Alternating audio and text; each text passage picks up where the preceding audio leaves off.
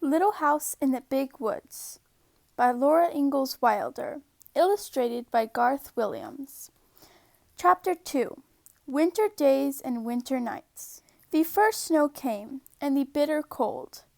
Every morning Pa took his gun and his traps and was gone all day in the big woods, setting the small traps for muskrats and mink along the creek, and the middle-sized traps for foxes and wolves in the woods. He set out the big bear traps, hoping to get a fat bear before they all went into their dens for the winter. He came back, took the horse and sled, and hurried away again. He had shot a bear. Laura and Mary jumped up and down and clapped their hands. They were so glad. Mary shouted, "I wanted the drumstick! I want the drumstick!" Mary did not know how big a bear's drumstick is. When Pa came back, he had both a bear and a pig in the wagon. He had been going through the woods with a big bear trap in his hands and a gun on his shoulder when he walked around a pine tree covered with snow, and the bear was behind the tree. The bear had just killed the pig and was picking it up to eat. Pa said the bear was standing up on its hind legs, holding the pig in its paws, just as though they were hands. Pa shot the bear, and there was no way of knowing where the pig came from, nor whose pig it was. "So I just brought home the bacon," Pa said. There was plenty of fresh meat to last for a long time. The days and nights were so cold that the pork in a box and the bear meat hanging in the little shed outside the back were frozen solid and did not thaw. For dinner, Pa took the axe and cut off a chunk of frozen bear meat or pork. But the sausage balls, or the salt pork, or the smoked hams and the venison, Ma could get for herself from the shed or the attic. The snow kept coming till it was drifted and banked against the house. In the mornings, the window pans were covered with frost in beautiful pictures of trees and flowers and fairies. Ma said that Jack Frost came in that night and made the little pictures, while everyone was asleep.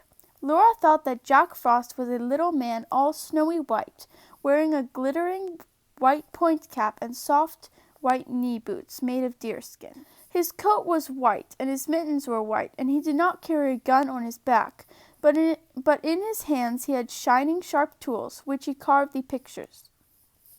Laura and Mary were allowed to take Ma's thimble and make pretty patterns of circles in the frost on the glass, but they never spoiled the pictures that Jack Frost had made in the night.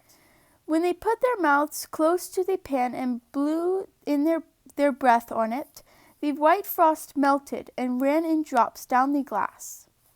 Then they could see drifts of snow outdoors, and the great trees standing bare and black, making thin blue shadows on the white snow. Laura and Mary helped Ma with the work.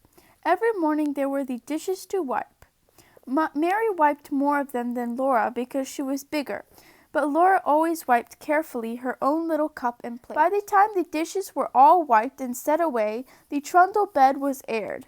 Then, standing on each side, Laura and Mary straightened the covers, tucked them in well at the foot and the sides, plumped up the pillows, and put them in place.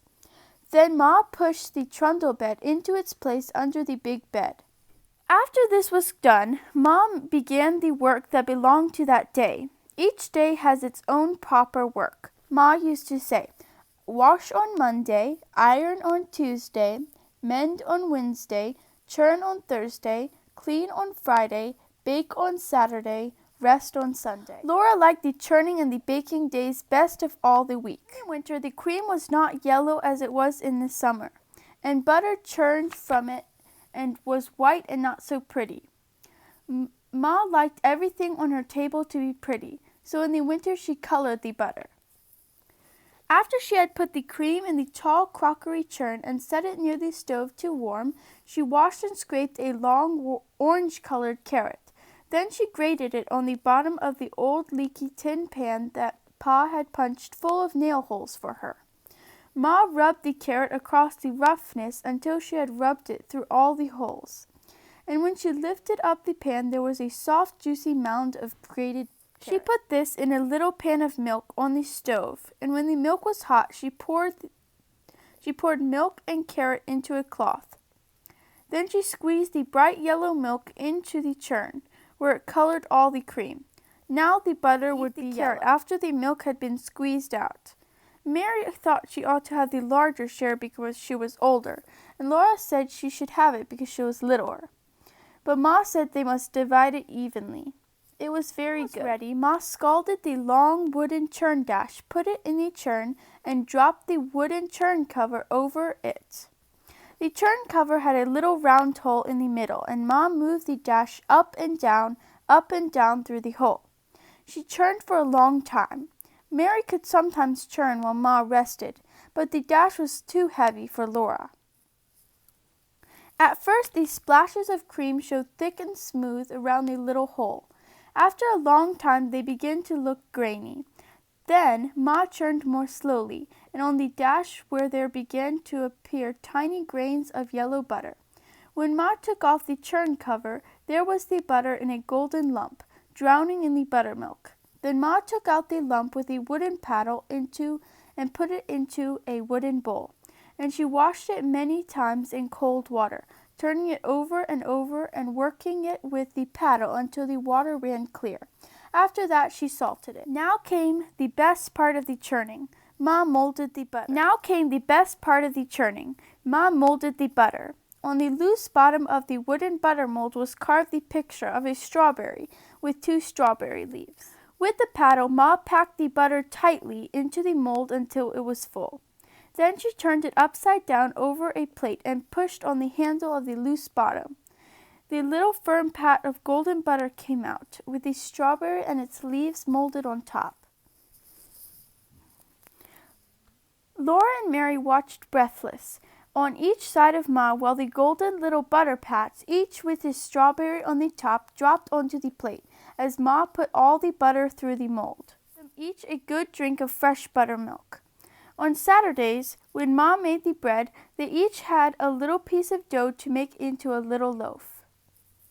They might have a bit of cookie dough, too, to make little cookies, and once Laura even made a pie in her patty pan.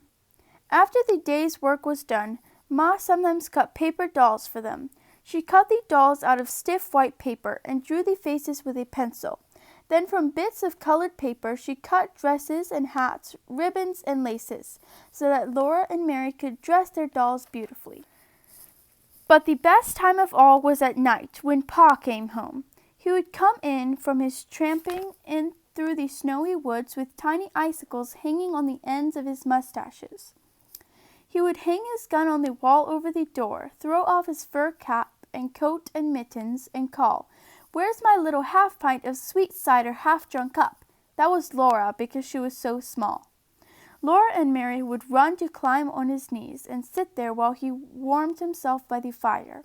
Then he would put on his coat and cap and mittens and go out to do the chores and bring plenty of wood for the fire.